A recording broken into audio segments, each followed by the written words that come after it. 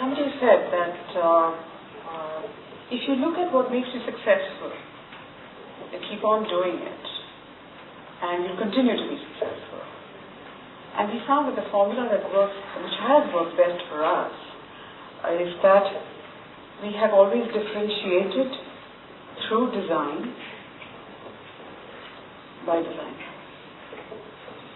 And I think that sort of perhaps will ease up the line that we have drawn today by David and Sanjeev about designers being on the one side and some serious thinkers being on the other side.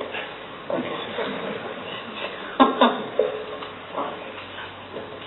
So then, let's throw this question up in the air: what is design? And when we have done that, when anybody does that, what you really get is a cacophony of stuff.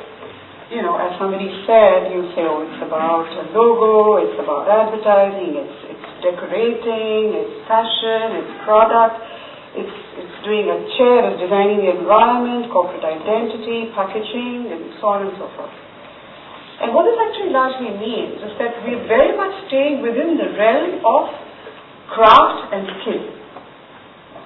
For some reason, design has just been fragmented down to a sort of a tribe which only produces good-looking cosmetic stuff. In fact, as a result of this, what has happened, and what's commonly here in India, is that there is a sort of an imaginary, mythical line, and design has been given its position, which is that it's all about below-the-line work. So in a sort of Brahminical order, design has been put below the line. And this actually tells you about how businesses in India have approached design. They completely missed the point which some others have arrived at, who have actually not drawn any lines altogether. And these are the people who have actually got it right.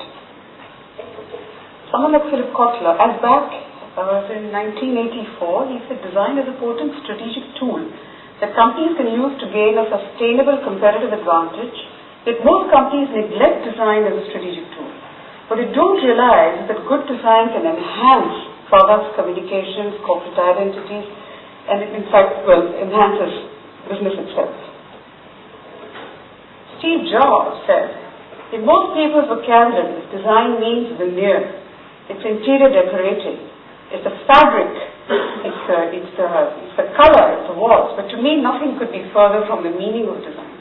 Design is the fundamental soul of a man-made creation that ends up expressing itself in successive outer layers of the product or service. And this one's closest to my heart, Buckminster Fuller, who actually quite influenced the National Institute of Design in India.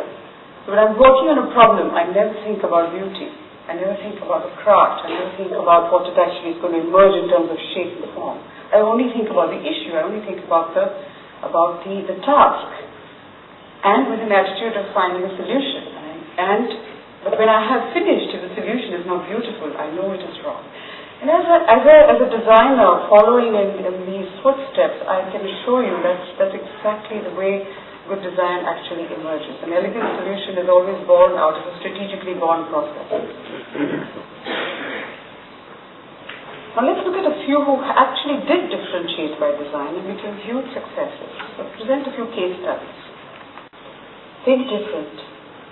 Think different was the philosophy, was the vision behind Apple.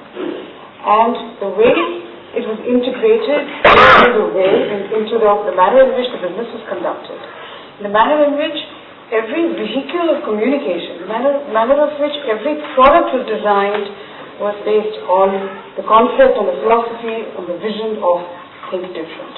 And what you see here is phenomenal products which immediately carved a niche of space for themselves, and they continue to do so.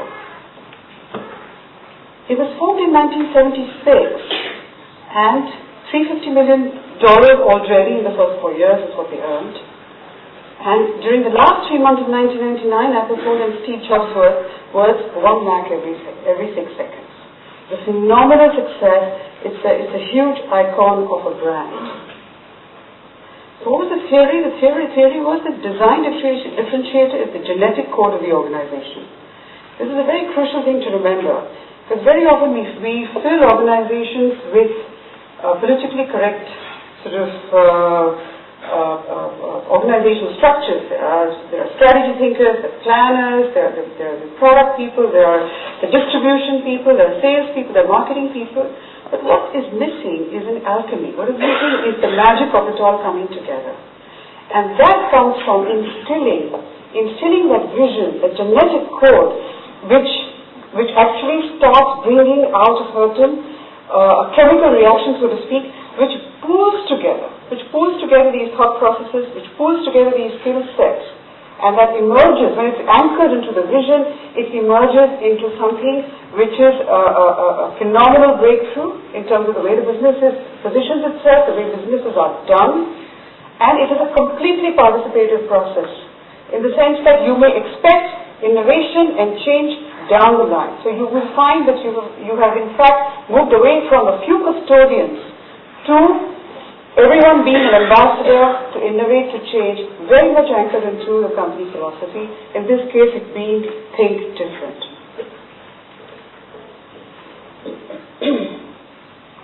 If you can have a case study called Listerine, which some of you, well, I guess all of us are aware of the brand. It's been around for forever. It faced a huge crisis recently.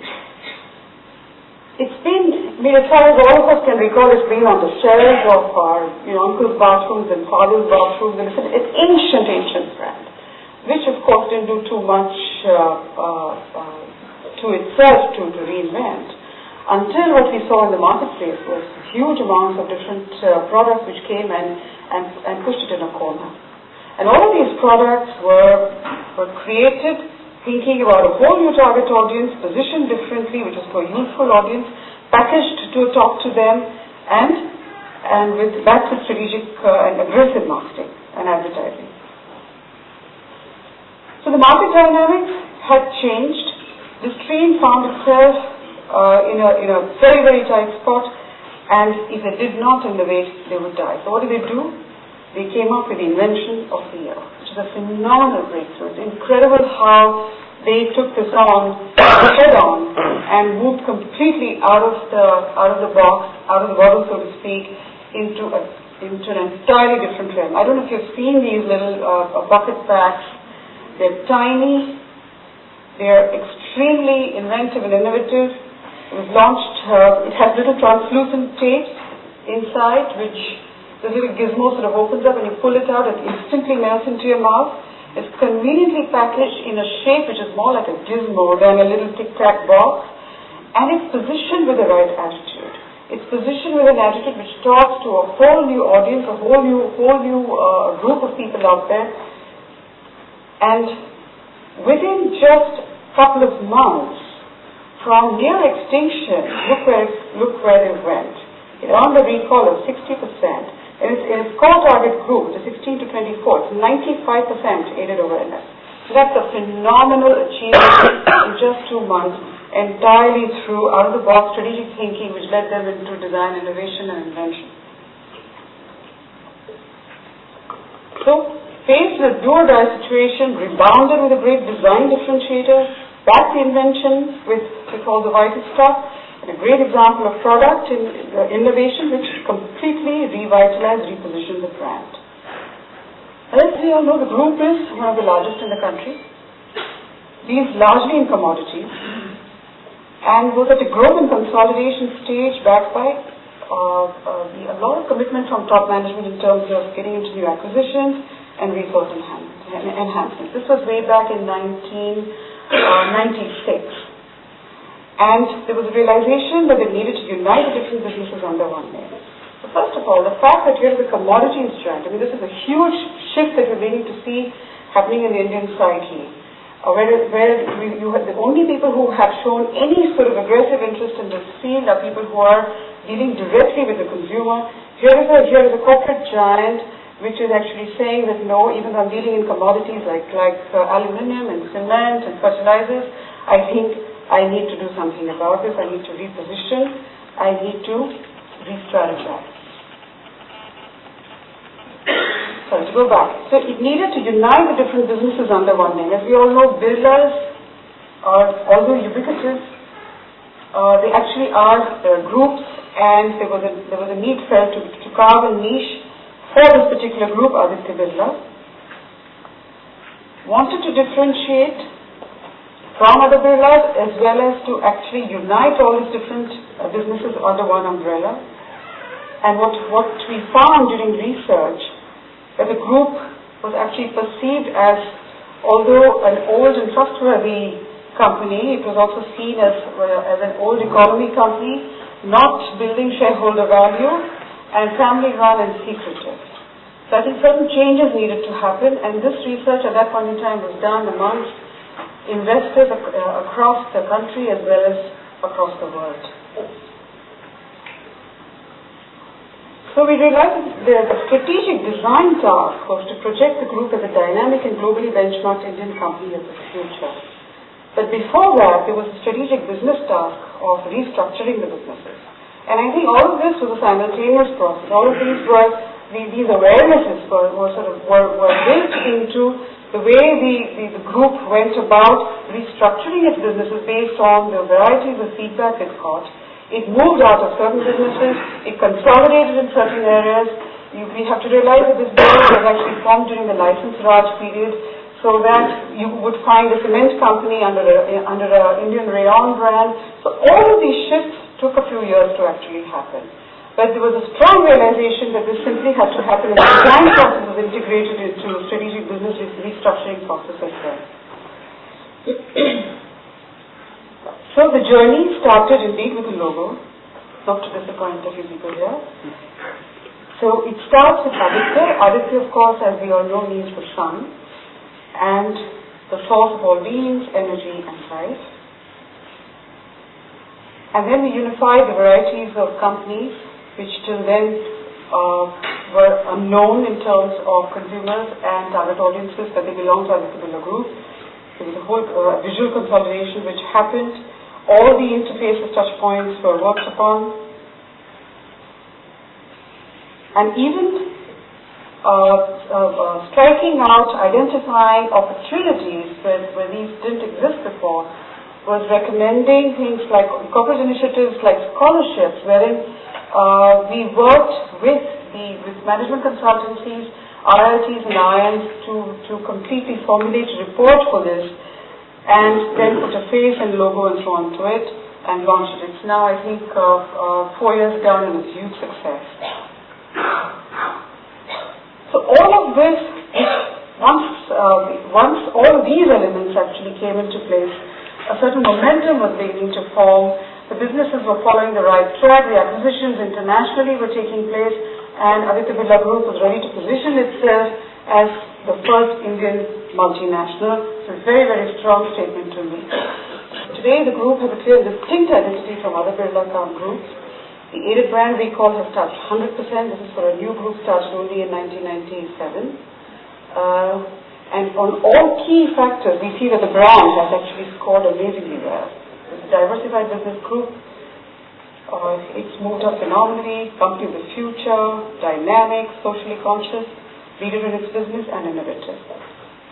So here is an example of how a completely integrated understanding of design, strategic design, helped a brand new corporate house achieve its objectives.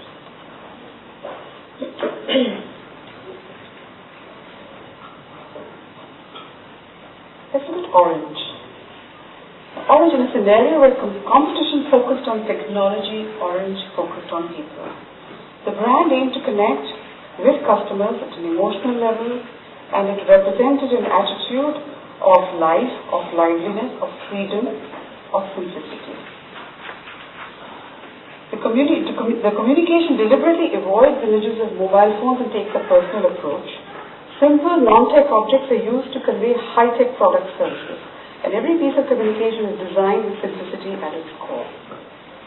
So it was an extremely well-thought-out strategy, with extremely well-thought-out positioning on which Orange, while she was a late entrant in this business, the same simplicity of thought, an emotional touch point, The point being made here is that we have a wide network, but the entire manner of speaking is friendly, it's fun, it's touching, follow through it's other communication as well.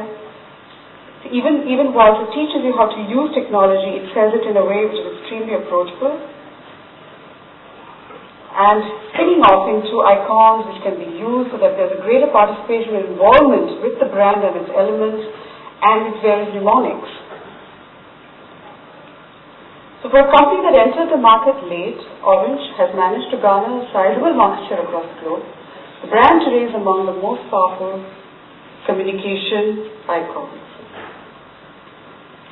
Brocal conventions for typical technology product communication by design designed a communication blueprint weaving the magic of simplicity across all interfaces and countries. It's extremely crucial to remember that this blueprint was in how well it was actually enforced, not enforced is not the right word, actually how well it was integrated into the way different countries, different peoples of the world would actually use it. It would often get culturally specific to each country without losing its basic voice because of being a friendly, approachable brand. And consistently backed with well-designed creative renditions. Looking at Intel, founded in actually as back as 1968 to build semiconductor memory products, today it's the world's largest chip maker and the leading supplier of board systems and software computing and communication industries.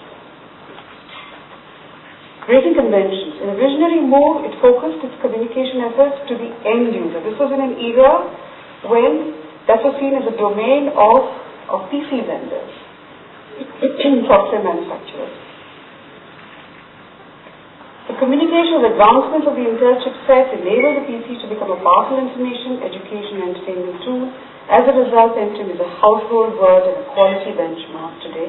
People actually call for it by name. People go to actually buy a PC. So clearly it did not have a B2B mindset. All efforts were designed strategically to reach out to the end consumer along with the distribution network. And it has a great example of design being applied to the product as well as communication.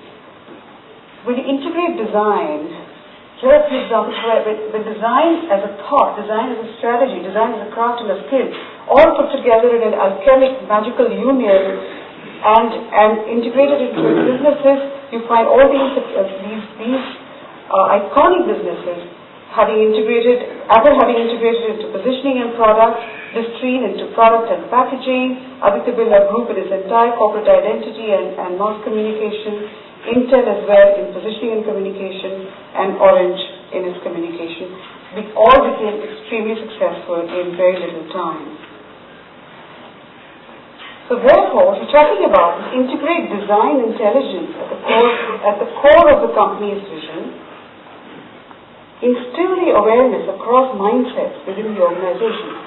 So it's not enough to actually just articulate a vision statement. It's very, very important to ensure that there are mindsets which get converted to it, and each mindset therefore becomes an ambassador for that vision.